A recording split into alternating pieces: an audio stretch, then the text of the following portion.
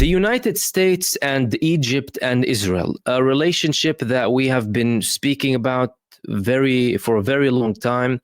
It's a relationship that is very important to understand, to analyze how it affects the Palestinian case, especially in Gaza, because Gaza is a junction, is the main kind of location, the key point where this relationship between the United States and Israel and Egypt is represented.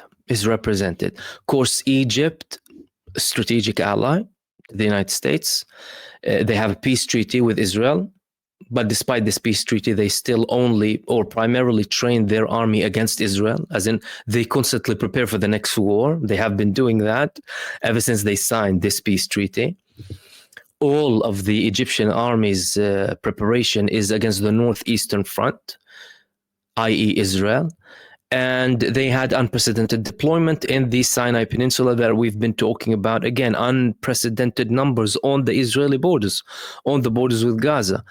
The top military figures on the Philadelphia corridor. Drills next to Gaza, next to Rafah. They're preparing. Israel worried. Israel also complaining to them. Israel complaining to the Americans. However, their relationship with the United States is also very linked. No, it's not just with Israel. And the United States acts like the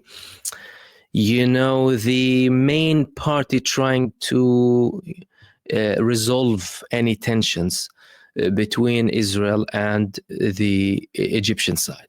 But now, well, the United States is saying that we want to actually reduce the military aid starting from 2026.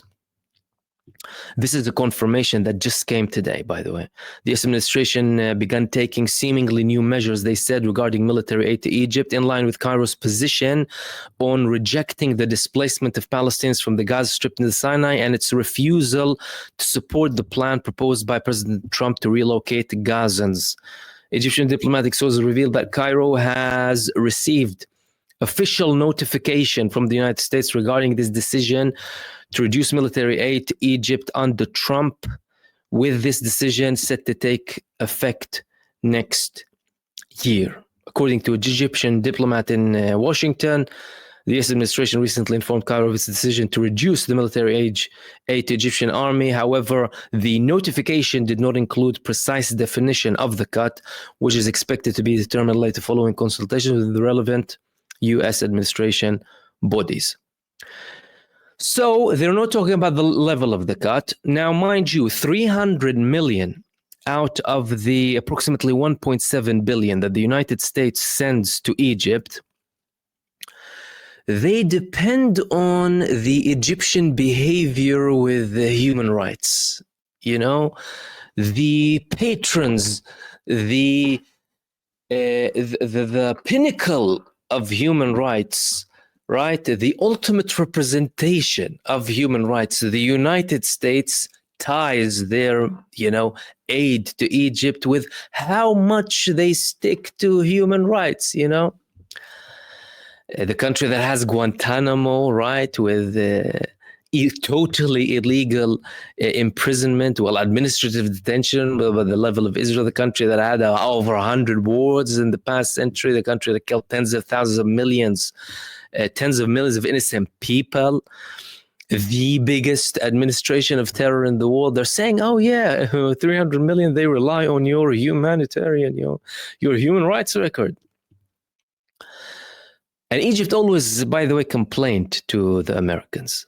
Now, of course, we spoke about the level of aid, 1.7 million, 1.3 million, whatever it is. It's not that significant. It was significant before. It was significant 40, 50 years ago. Now it's not that significant. It'll fly. And as a matter of fact, I made a calculation. I hope I didn't make a mistake. I think if every Egyptian pays just around $11 or so, a bit more probably, they'll cover all of that US aid a year. Let alone the fact that some Arab countries, by the way, they already offered to chip in if the United States cuts the aid of Egypt in return to, certain positions that Egypt is clearly not taking. Okay. And well, the Egyptian president, again, regardless of what you think about Egypt and their position in Gaza and lack of getting into the war and blah, blah, blah, all of that. And the fact that, how the government came, all of that doesn't matter. I'm talking about what's happening on the ground.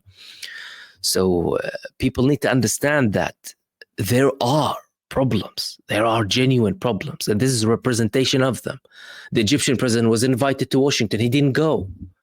He refused. He did not accept a United States president invitation to the White House. I'm not going to come so long as this offer, so long as this proposition is on the table. The ethnic cleansing of Gaza. And again, they're doing that despite Trump having this statement before, by the way, that no one's going to expel anyone from Gaza. Despite that, however, what we need to understand from this is that the tensions are real. It's not a joke. There are tensions between the Egyptian and the U.S. administration. The fact that they're dealing with it diplomatically and they're not at a stage of an outright war or having this public diplomatic row or whatever, that doesn't mean that there aren't problems. There are problems, like there are very big problems between the Egyptian side and Israel. And the problems got even bigger after the Egyptian plan for Gaza got a lot of endorsement, a lot of support. However, well, they're trying not to break all, of the tools with Egypt. That's why I'm saying we will reduce the military aid. They didn't say by how much. So they're opening a space here for assumption, trying to use it as a leverage. Again, I'm sure the Egyptians will be going to Washington and US officials will be in Egypt, like some Egyptian officials speaking with the Israelis, and their Israelis are in Egypt too, not only for the talks about Gaza, but also for the talks about their relationship directly.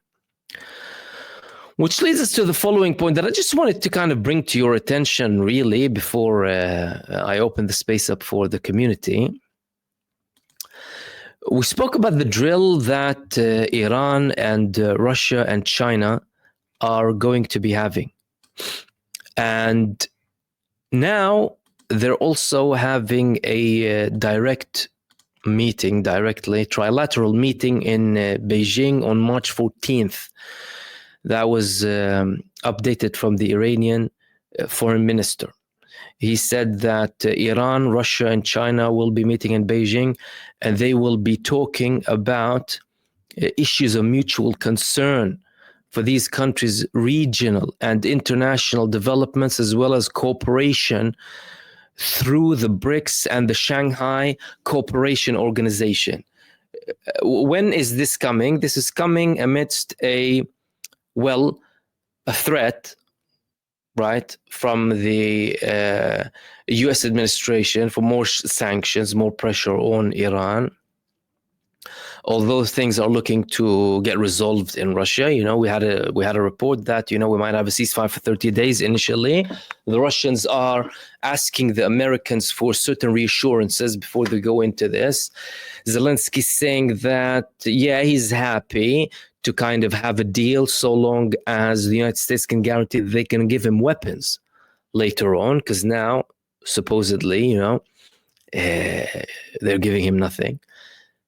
But also, this is coming amidst a very tense situation. Now, the United States isn't looking like they want to actually have any war on Iran, but there's a trade war against China. There is a trade war from the Trump administration against the whole world, really. But the BRICS countries would be the countries who are most interested in having this backdoor. As a matter of fact, BRICS already established this backdoor, this back route to counter the sanctions of the United States. And it's already working in many cases, like China and Iran. China is the biggest consumer of Iranian oil. And Iran even sells oil to countries who are allies with the United States, by the way, close allies, in their methods, right? Donald Trump is trying to have a crackdown on the oil being exported from Iran, of course, other tech or whatever they export to, so that he can apply more pressure on them economically to bring them to the table in a weaker position. However, I mean, these sanctions proved to be actually quite positive for the countries that suffer from them. Like in the case of Iran, it led to lots of development. And now the Iranian Supreme Leader Khamenei is saying that the United States are deceitful.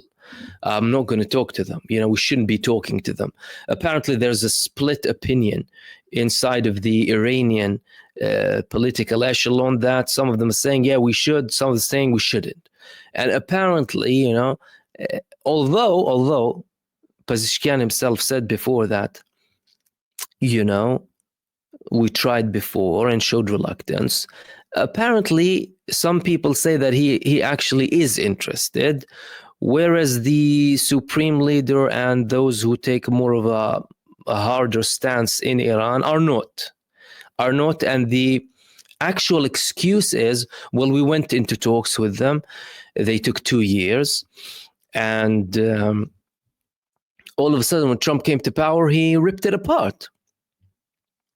He ripped it apart not for the sake of the US. This is what people need to know. He did not rip it apart for the sake of the US. He ripped it apart for the sake of Israel, for the sake of Benjamin Netanyahu. The Israelis always lobby.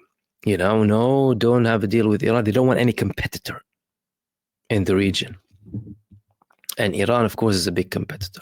However, what that showing is, and I just wanted to have a link to it briefly in this live stream, is that this coordination is actually rising, and the talks about the countries, for example, like Russia, for example, shifting away from this trilateral strategic partnership is unlikely. I don't think it's going to happen. Like some people are saying, because Putin is now talking with Trump, Russia might have a bit of a more distant relationship with China and Iran, and that, they will go more towards the US. That's unlikely because they know that Trump is temporary, and they have dealt with very many administrations inside of the United States, including administrations who, said very nice things, very many nice things and nice promises to Russia.